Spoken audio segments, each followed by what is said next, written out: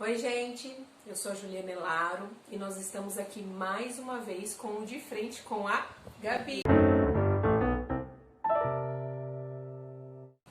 Oi gente, hoje nós vamos falar um pouquinho sobre identidade versus reputação. Deus tem falado muito aos nossos corações a respeito disso.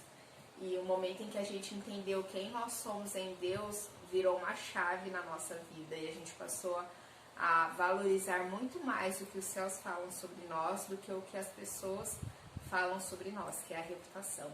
Então, Ju, você já sabe quem você é em Deus, mas como foi esse processo para que você tivesse convicção da sua identidade nele? Eu acho muito complexo. A identidade é algo que Satanás tenta roubar diariamente de nós. Por quê? A nossa identidade não está ligada às pessoas, nem o que a gente vê na televisão, não está ligada nisso, ao nosso exterior. A nossa identidade está relacionada com o nosso Pai, que é aquele que nos formou e nos criou. Então tudo que nós somos está ligado nele. Ele nos planejou para isso. É que nem os pais com os filhos. Os filhos têm características dos seus pais. E é a mesma coisa conosco. Só que o que acontece?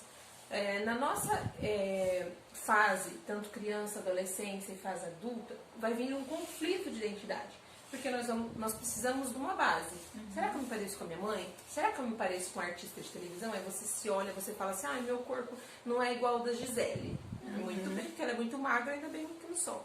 Igual, meu cabelo não é igual de tal pessoa porque a mídia está vendendo esse cabelo. O meu tom de pele não é assim porque a mídia está vendendo assim. Enfim.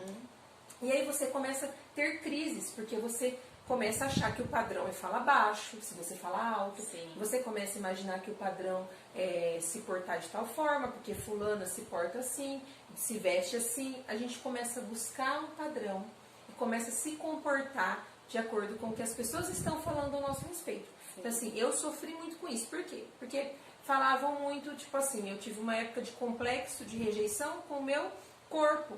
Eu era muito alta, porque eu sou muito branca, porque eu sou muito loira, porque... Complexo, por quê? Porque quem estava ao meu redor talvez não era. Mas isso não me faz melhor ou nem pior que as outras pessoas. São as minhas características. E com a minha identidade não é diferente. Por quê? Juliana, você fala muito alto.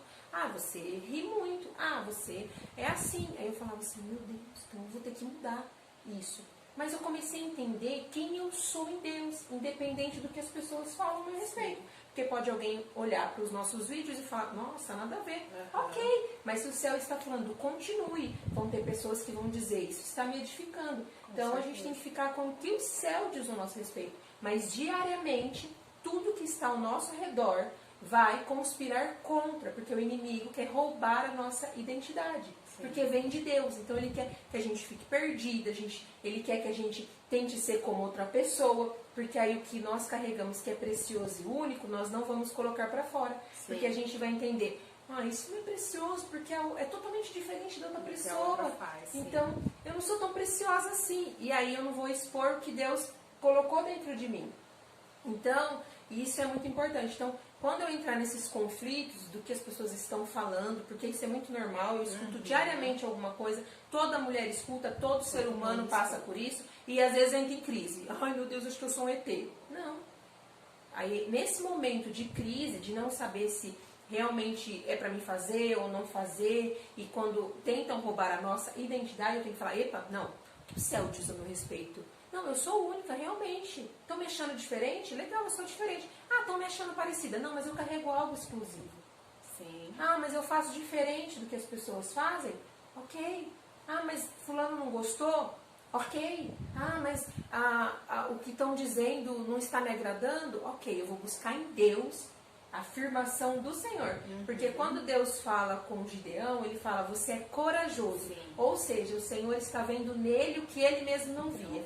Quando fala com Jeremias, Jeremias fala, eu não passo de uma criança, como assim eu? Deus está falando, você mesmo, porque eu vejo em você o que você não vê. Quando ele falou com Moisés, a mesma coisa. Moisés, por diversas vezes, mas como eu vou, o que eu vou falar, mas começou a argumentar. E tem bons argumentos para não cumprir a sua vontade. O Senhor falou, não, é você, porque eu vejo em você um potencial que você ainda não está vendo. E assim é com a nossa identidade. O mundo ao nosso exterior, as pessoas ao nosso redor podem falar contra Ou dizer, você não é capaz, acho, por que você está fazendo isso? Não, mas você nunca vai chegar, você está sonhando demais, ó, dá uma segurada. Coisas do tipo, eu tenho que pensar, se Deus vê em mim algo que eu nem vejo, as pessoas não vão identificar mesmo. Porque se nem eu estou vendo, vou esperar dos outros que vejam? Não, eu vou ficar com o que o céu diz a meu respeito. Exatamente. E falando um pouquinho sobre o Moisés que você comentou agora, eu vejo como ele se parece com a gente, ou como a gente se parece com ele, no sentido de sempre trazer as nossas dificuldades, né? Porque é o que ele fazia. Nos auto-sabotar. Sim.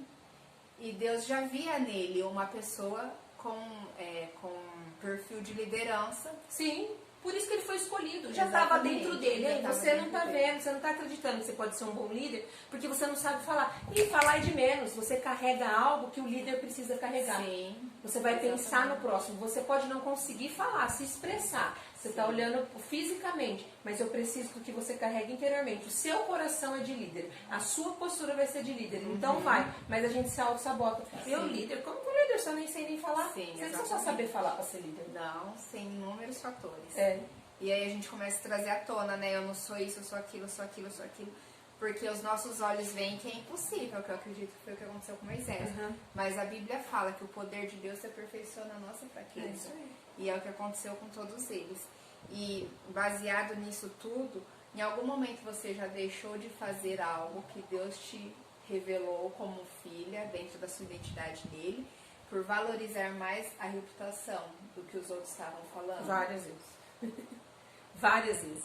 É muito engraçado que a gente às vezes deixa de fazer coisas bobas. Por exemplo, super gosto de cozinhar tal coisa. Aí você cozinha e alguém, num dia, até às vezes o seu próprio esposo fala assim, ai, não ficou bom. Ai, nunca mais vou fazer isso porque eu não sou capaz de fazer isso. Ah, porque não ficou bom hoje que você não é capaz. É muito bom que não fique bom às vezes, porque é no fracasso que a gente vai se aperfeiçoando. E já, por ser criticada, por talvez não ouvir vozes de apoio, que todo mundo vivencia isso, não é uma coisa única da Juliana ou única da Gabriela, é uma coisa que muitas pessoas passam, mas eu aprendi que eu não posso mudar o que as pessoas dizem ao meu respeito. Eu não posso mudar os noticiários, eu não posso mudar algumas circunstâncias que eu já vivenciei, mas eu posso escolher como eu vou reagir a partir daquilo. Eu não posso mudar, e aí? Eu vou ficar paralisado ou eu vou prosseguir? Então, em alguns momentos, aquilo me paralisou, porque eu estava preocupada com a reputação.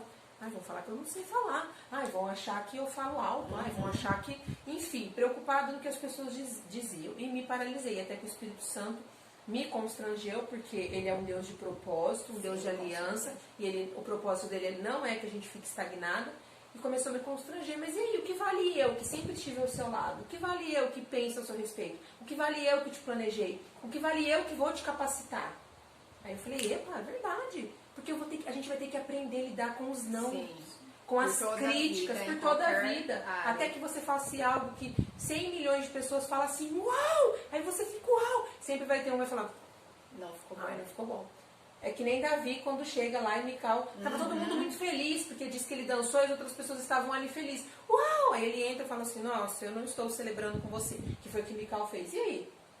Ele mostrou indiferente pro comentário dela. Sim, com certeza. E assim a gente tem que ser na nossa vida. 1 milhão de pessoas podem estar sendo edificadas por aquilo que a gente está fazendo. Sempre vai ter pessoas, seja uma ou 10 pessoas ou mais, para falar assim, aí você fala assim, que bom, existem pessoas que foram edificadas e eu vou continuar com o que o céu diz a meu respeito. Sem se preocupar com a reputação.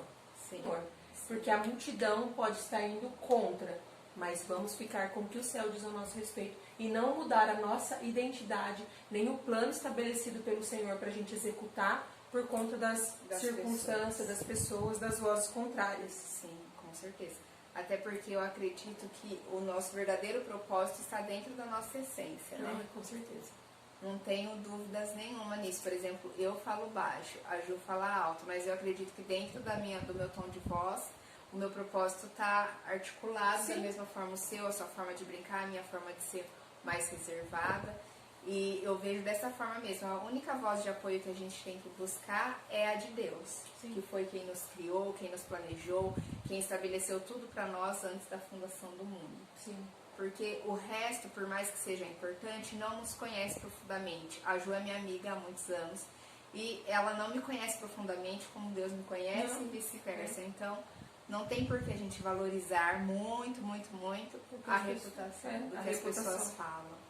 Quando um time de futebol entra para jogar num campo que não é o campo dele, é do time oposto, a massa está torcendo contra para aquele time. Está torcendo contra, está falando assim, não, por quê? Porque aquele lugar é do time rival. Então, a multidão está torcendo contra. E a gente já viu muito acontecer desse time que vai jogar num outro estádio vencer.